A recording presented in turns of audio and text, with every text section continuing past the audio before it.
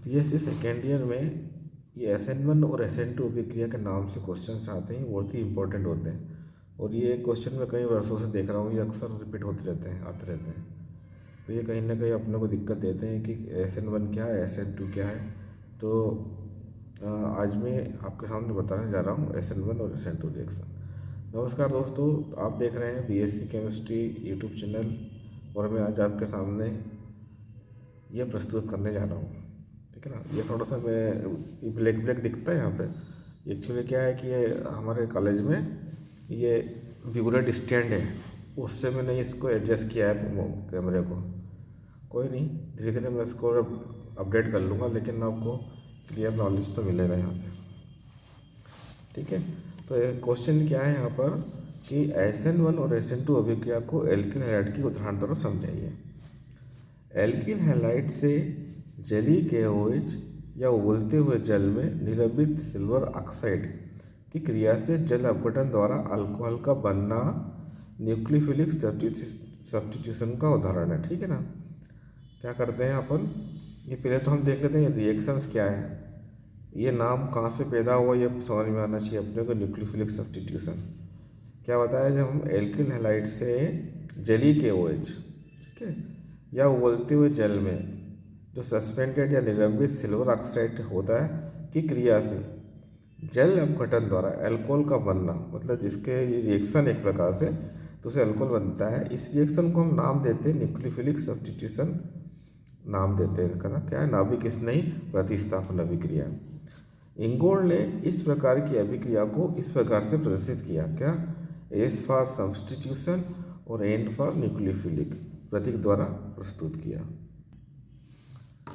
Substitution, इस substitution reactions को दो भागों में डिवाइड किया जा सकता है। एक है एक आणविक क्रिया विधि SN1 और दूसरी होती है द्विआण्विक क्रिया विधि SN2 क्रिया। SN1 का मतलब यहाँ पर पहले हम देखते हैं SN1 रिएक्शन, ये दो स्टेप्स में होती है ना, दो पदों में होती है।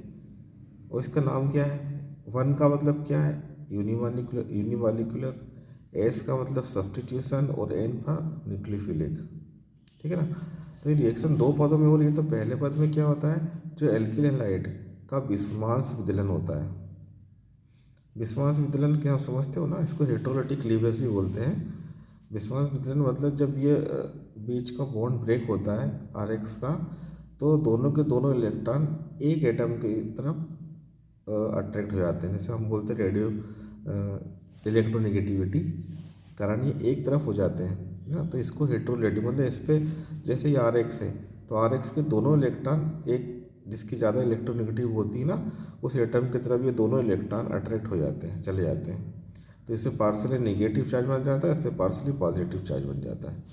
तो इस प्रकार का जब क्लीवेज होता है इसको बोलते हैं विस्मांस विदलन।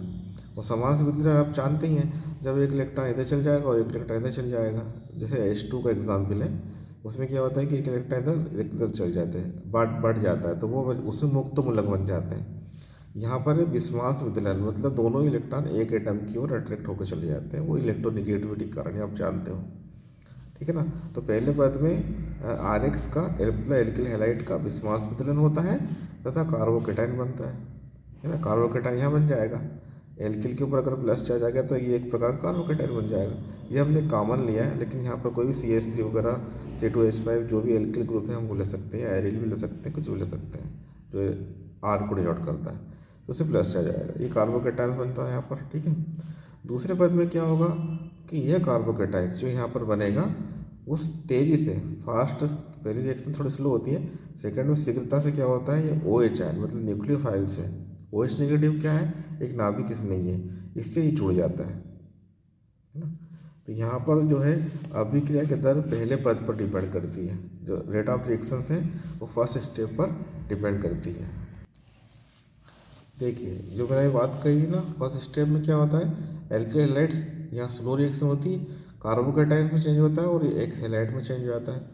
और ये कार्बोकेटाइन्स जो है शीघ्रता से OH जो एक न्यूक्लियोफाइल से रिएक्शन करके अल्कोहल में परिवर्तित हो जाता है। दूसरे प्रकार की रिएक्शन है द्विआण्विक क्रिया विधि या SN2। यूनी पहले क्या था, वन का मतलब यूनिमॉलिक्यूलर था, यहाँ पर टू है तो ये हो जाएगा biomolecular. Substitution, nucleophilic substitution reaction, ये एक ही पद में होती है।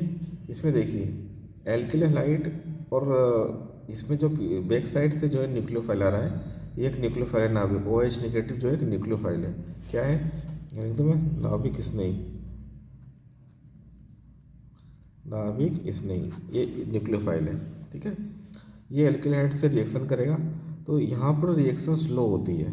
ठीक है ना, तो यहाँ पर बीच में एक इंटरमीडिएट बनता है जिसमें क्या हो रहा है, देखो यहाँ पर OH इससे जुड़ने की कोशिश कर रहा है और यहाँ से ये X निकलने की कोशिश कर रहा है ना, मतलब पीछे बैक साइड से OH जुड़ रहा है और आगे फ्रंट साइड से X निकल रहा है, तो बीच में एक संक्रमण अवस्था प्राप्त होती है। इसके बाद रिएक्शन एकदम से फास्ट हो जाती है। फास्ट होने के बाद क्या होता है कि ये वाला पोर्शन जो है ROH अल्कोहल अलग हो जाता है और X निगेटिव यहाँ से अलग निकल जाता है। ठीक है, तो ये बन जाता है यहाँ पर अल्कोहल और ये हो गया। इसको हम बोलते हैं SN2 रिएक्शन। तो आपने देखा यहाँ पर आज कि SN1 रिएक्शन में क्या होता है ना, ये यूनिमॉलिक्यूलर होती है और ये देखो SN1 रिएक्शन जो है ना वो 2 स्टेप्स है और जो SN2 रिएक्शन है वो एक ही स्टेप में हो जाती है। ठीक है ना, 2 स्टेप मतलब 1 वाली 2 स्टेप, 2 वाली 1 स्टेप, ध्यान रखना है ना। इसमें अलग से रिएक्शन होती है, पहले कार्बोकेटाइन बनेगा है ना, इस टाइप से पहले कार्बोकेटाइन्स बनता है, उसके बाद फिर पहले कार्बोकेटाइन्स बनता है, उसके बाद फिर OH निगेटिव के साथ फास्ट रिएक्शन करके अल्कोहल बनाया जाता है। लेकिन यहाँ पर क्या होता है कि एक ही पद में रिएक्शन हो रही है, एक पीछे से बैक साइड जुड़ रहा है, दूसरा निकल रहा है, बीच में संक्रमण अवस्था प्राप्त होती है, वो फास्ट रिएक्शन होती है, यहाँ पर अल्कोहल बन जाता है। ठीक है, तो ये आपने देखा आज कि SN1 SN2 रिएक्शन क्या होती है, बहुत इंपॉर्टेंट है। इससे रिलेटेड कोई भी अगर क्वेश्चन पूछना हो तो आप कमेंट बॉक्स में लिख के पूछ लेना, मैं आपको जवाब दूंगा इसका। ठीक है, ओके, थैंक यू। अब नेक्स्ट चैप्टर में इसी को कंटिन्यू करूँगा मैं, इसी में से कुछ क्वेश्चन है जो इम्पोर्टेंट वो आपके सामने प्रस्तुत करूँगा नेक्स्ट वीडियो में। Okay, thank you.